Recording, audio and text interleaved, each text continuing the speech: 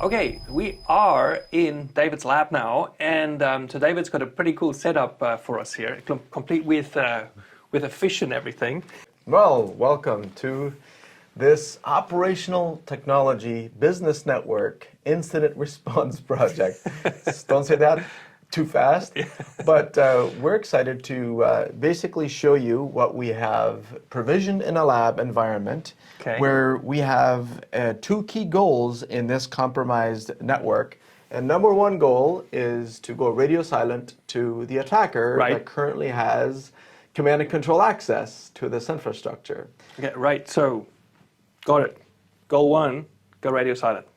Yeah, that's exactly right. And goal number two is to get the operational technology up and running without the command and control channels being resumed. Of course, yeah. Very good. So the way we're going to achieve this is basically to sever every single connection from this site outbound, out to the internet. And then when we replace the gateway with zero trust connectivity, we will automatically quarantine all assets and then only give access to those that are verified and necessary. And this can be done with a reflex-based AI allowlisting mechanism. Right. So let's look at the setup here. So what we have very quick is we have our initial point of entry that was a Bluetooth wireless bridge that was just keeping tab on our little fish. Okay, hold on. I wonder how's Mr. Bubbles doing here. Okay, he's a pretty cool guy. So this is actually pretty cool because it's based on a real life event that I've heard of, that the point of entry was through not the fish, but the Bluetooth, a thermostat, like a Bluetooth thermostat, to make it a smart device, actually connects to some sort of wireless bridge, and the wireless bridge is the entry point, and then that from there on they pivoted, and then the nasties happen from there. That's correct. So what we have is the wireless bridge then pivoted and infected a Windows computer, which is the controller for the PLC. So this is the setup that we have here, is that we have the wireless infection point and then lateral movement over to Windows, which controls the PLC. And so the ultimate target? The ultimate target for an attacker is the PLC. Okay, so let's say critical infrastructure is controlled by that PLC, and that's ultimately what they want to get to. Right. Okay? Yeah.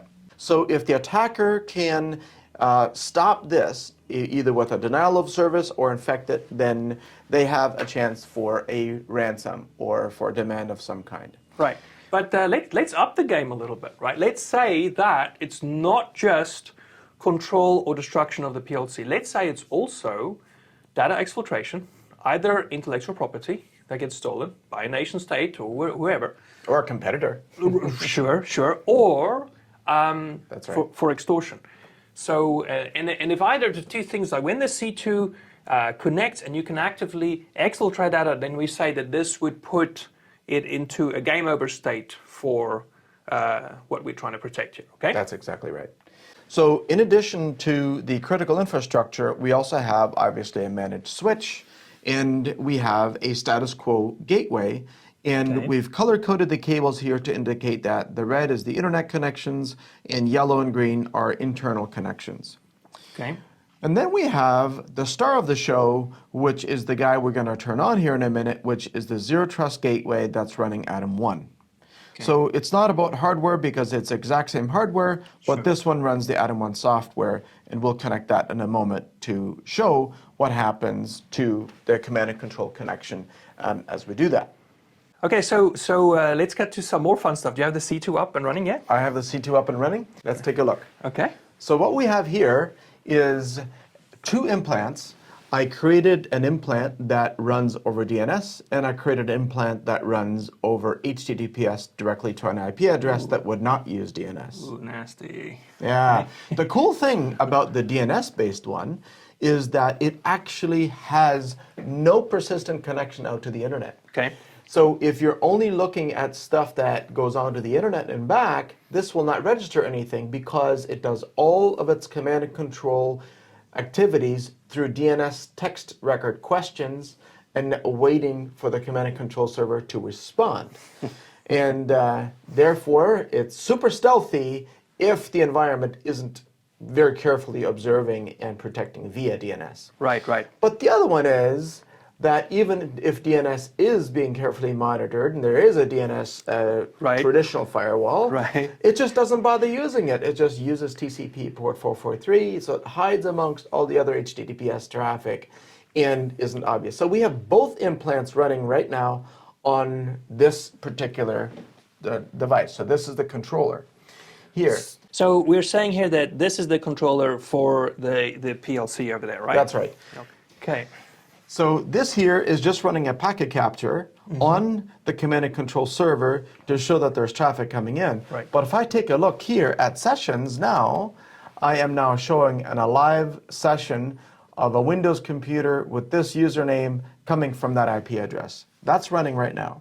So we do have full remote command and control of the infected machine. So the attacker is controlling the attacked. Okay, so right now, this network is already in a game over or close to crash and burn state, right? That's right. So they're at least high checkmate. So this is the rescue part. This is the fun part. So what we have here is a zero trust gateway.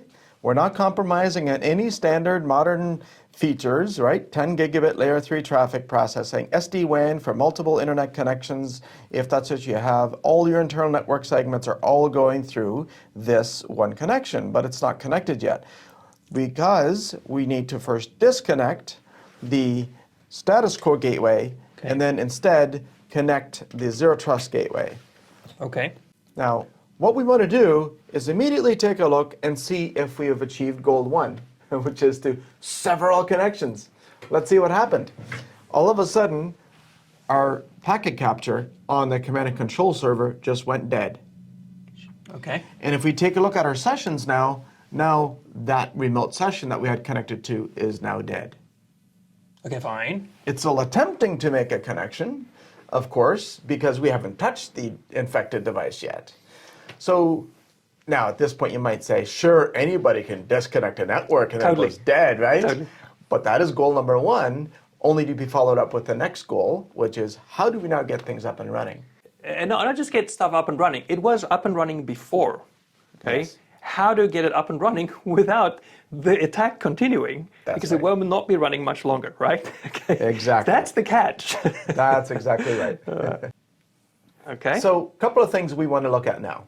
We have the ADAM1 dashboard that represents what this brain is doing by connecting with the cloud controller, because that's who tells it how to operate. And we can see that it is online. Our security gateway is online, and we do have a default policy that is a holding tank quarantine, and we can now see that there are 22 devices in the holding tank quarantine. And we can also start to see what the devices are attempting to do network traffic-wise. So this is a log down here, right? This is a live log where everything in red is blocked and everything in green is allowed. So here, for example, this X1 Yoga, which is the infected device, it is making attempts to do its DNS-based command and control. But because it's in a holding tank, it can no longer connect. Okay, fine, fine. It's also trying to connect to Microsoft for connectivity, and we're like, yeah, let it think that it's online. Wait. You're in the holding tank. We're saying sever all connections. Yes, you do want to sever all connections. However, most malware will not activate if it senses that it's not online. So you do want to give the operating system the belief that it's online, because only then will malware continue to run, right? And that's what you want to be able to identify. Okay, so fine. The holding tank did immediately sever all connections and then only allow connectivity tests to get through. And that's the state that we're in right now. Okay, fine. Okay, but let's just go back and look at the device inventory first, because that's such an important part of this process, is that, you know, the moment that ADAM comes into the mix, it goes onto the edge, you have automatic device inventory. Suddenly you can see everything that's on the network. So let's have a look at that. Okay, so if we look at our device listing now, we will see a number of policies that have been set up. And some of the devices, for example, would have automatically connected over 802.1x. And so, therefore, they were automatically placed in the right policy by just authenticating on the network properly. If there was no user authentication, such as would be with OT devices, those are all going to be in the holding tank quarantine, where we can now take a look at what's been discovered so far. Okay, so you're kind of doing two steps in one already, because it's not just inventory, but you're automatically starting to move devices into policy, because your 802.1x was already set up for human or user-based assets, right?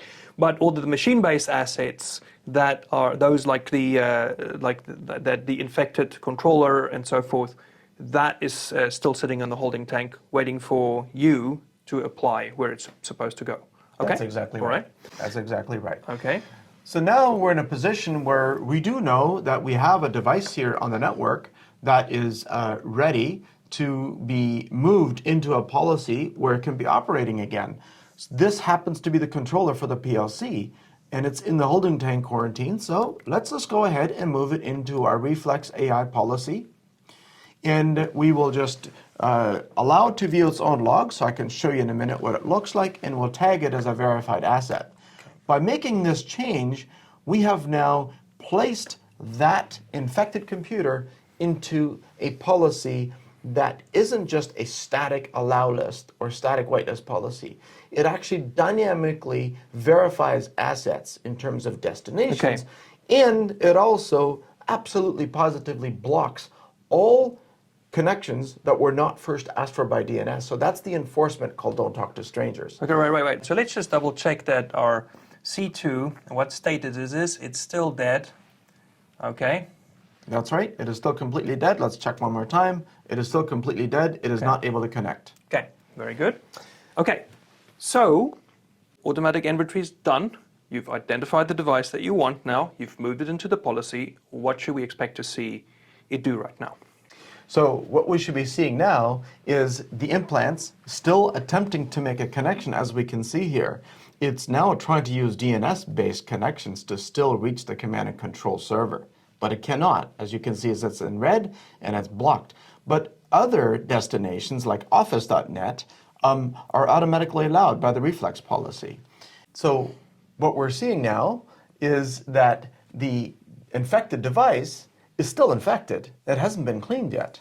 So the infection or the beacon is still attempting to reach the command and control operator, as we can see here. It's now trying to use DNS-based mechanism to still connect to the command and control server. But if we take a look down the list here, all queries that the Reflex AI policy has deemed safe are successfully connecting, they're resolving and successfully connecting without any trouble. So it's essentially creating a DNS allow list dynamically in real time as the requests are coming in, right? That's correct. Okay, good. That's right. And on top of that, we still have to deal with the reality that malware doesn't use DNS much of the time. Mm-hmm. So how do you deal with that? How can you rely on DNS-based dynamic allow listing to then also make it leak-free? Right. And that's what we do with Don't Talk to Strangers. So here you can see it in action, that when the infected device is trying to reach Microsoft.com, it's successfully getting through. But when it's trying to reach to the command and control operator, remember, the system doesn't know that that particular IP address contains a command and control server at all. What it does know is that that destination was not resolved by a dynamically allowed domain name, and so therefore it's a stranger, and we don't talk to strangers. Okay, great. So what this means is that just by changing one policy, you've already put that critical infrastructure back online while the command and control is still radio silent, right? That's exactly right. Okay, well, let's see.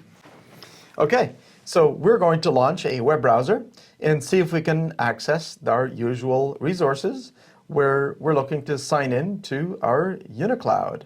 Let's take a look. Am I able to get in? So far, so good. There we go. Okay, I still have to go through the training here apparently, but no, let's just confirm that we're actually able to see everything that we need to see here. We have our PLC management, no problem. Okay. Everything is completely remotely controllable. Just to make really sure we can access another resource, let's check our near bus. Are you able to log in here? Or some other Sure. service like Yeah. Draw.io or some other There we go. service. Yeah, so we can do the same thing. Let's check any other business resource that we need. Dynamically, we're going to need to access diagrams.net or draw.io. Yep, looks like it's all working. Okay, No very problem. good. Okay, so the device is online, right? Correct. What about our C2? Ah, very good question. We're still seeing nothing. It's completely dead. Let's check our sessions here. Completely dead. But I wonder if it's still trying over here. Let's look for blocked connections. As we can see here, it's still trying to continuously, right up until the current minute, it's still continuously trying to use DNS command and control. What about the traffic log? Same thing.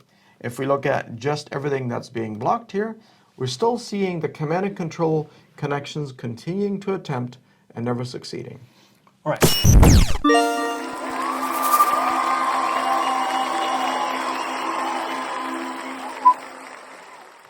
Okay, so there's going to be some of you guys that have questions, and I think by upping the game on the demo a little bit, some of those questions are going to be answered, right? So you ready for it, David? So here we go. Okay. Right, so let's say this. So let's say they launch some sort of circumvention tool. And mother of all circumvention tools, why don't we just fire up Siphon, see if it can actually bypass, and through that, in that way, reestablish command and control, right? Let's do it. So I have Siphon 3 downloaded already. Let's take a look. If we were to launch it right here, and it's going to immediately attempt to connect. Okay. What I'm curious to see now is if it will succeed. So I'll be keeping my eye on the app here, whether it's going to continue to say Siphon is connecting. But over here, I'm curious to see what other connection attempts it is trying to make here. And so in particular, I'm interested in seeing what it's trying to do over direct TCP connections. And you'll see that it's actually trying to use port 53 for UDP or TCP-based tunneling. We're seeing port 22, which is an attempt to do SSH tunneling. We're seeing a variety of other random ports that are available for it to tunnel through. And these are all blocked connections. And if we were to see it without any filters, then we're actually seeing the occasional green connection that's being allowed through, but almost every single attempt here is being blocked. So those green connections are legitimate connections. The device is still online, critical infrastructure is still up, right? That's right. And so the mother of all bypass tools is still having trouble connecting, right? That's right. Connecting even says, oh no, you seem to be having trouble connecting. But let's take a look if that's really the issue, or if we're pulling any tricks. Can I go to google.com? Sure I can. I have no trouble getting to Google. Can I still visit Google on the browser? No problem there either. Okay, very good. So we have connectivity, but we've completely severed connections, and we've made command and control impossible to reconnect. Only the operational technology is able to get back online doing what it needs to do. Okay. Okay, just to take it a little deeper even, to have more value for the guys that are looking at this, I don't think we need to go back to compare this again to a status quo blacklist. That's where we started. That's how the network was attacked already. You know, trying to keep up with what's bad, what's known to be bad, it's too late. You've already been attacked, right? But what about the guys who don't really understand zero trust connectivity that are saying, well, we're kind of doing this already with static default deny all allow listing, right? So you start with the default deny all and you do static allow listing. Why don't we up it even more and go into that mode? You can do that with the Adam muscle. Go into that mode and then let's see what the C2 does in this case. Okay? Sure. Challenge accepted. Except we're going to make it so strict that nothing connects. Ready? Here we go. We're going to use this policy that we have. Wait. So if nothing can connect, then phase 2, what we want to achieve, you're not going to be able to achieve, right? Because now your operation will not be able to connect either. Correct. Okay, fine. All right, let's go. It shows. Okay, so we have this device on the Reflex AI allow policy. Let's put it onto the DNS allow list policy now. This is our strictest of strict rules that we have right here, our policy, and it shows you right here that the default treatment is block with only the rules below that are allow list enabled, and none of them are enabled. Okay, including so the automated reflex is not enabled at all. Right. So this is the strictest of the strict. Standard, status quo, allow listing, not. So right now, phase 2 is of what we need to achieve is broken. So this machine here should be completely dead, right? That's exactly right. So if we now take a look at anything that we have by way of shortcuts here, we will have no internet for anything. Let's just take a look. Do we have access here? No, we have no access to the internet. Okay, fine. But what about the bad actor? What about the guy who implanted malware? I Let's take sense a you look. have a surprise. Look at that. I am seeing TCP traffic again on our command and control server. And look at that. The session shows that it reconnected. Now if I look at sessions, our HTTPS connection is alive again. Oy. So we're using DNS black holing for everything, but the implant can still reach out. You're in worse state than what you were in the beginning. This is still like an absolute game over state. You've now, and what if the attack is even to stop operational technology from working, right? So you've now actually done what the bad actors wanted you to do, right? By going this route. Okay? We've now disabled our operational, but we have not shut down the command and control by taking that traditional approach. So can you rescue us again? Can you take us back? Please take us back to. I don't like being in a place where it's game over. Right, let's go back. Let's go back. Take us back to the reflex. Do that. Let's Zero do this. trust. So we're going to go back into the policy manager here, and let's just put it back into the reflex policy, and whew. Okay. Right. So you've applied the brain change here, moved it back into the policy. Muscle is now going to check in on the network edge and move it into the zero trust connectivity. And once that's taken effect, we should be back to where we were, right? We should be in saved state, right? Okay, let's see. Correct. So let's take a look. Can we now access resources once again that we need access to? Can we access UniCloud? Yes, we can. Can we access MetroCloud? Yes, we can. Right. Can we access Draw.io? Everything's working again. Yeah, fine. However, what about over here? I wonder if we're, oh my goodness. But once again, the command and control connection is completely dead, and we're seeing no more TCP 443 traffic from our implant. So we're back. Okay, challenge 1, radio silent to the attacker. Right. Okay, achieve. We did it. Okay. Right, and 2, to bring our operational technology back online, right? We did. Good stuff. Good job, David.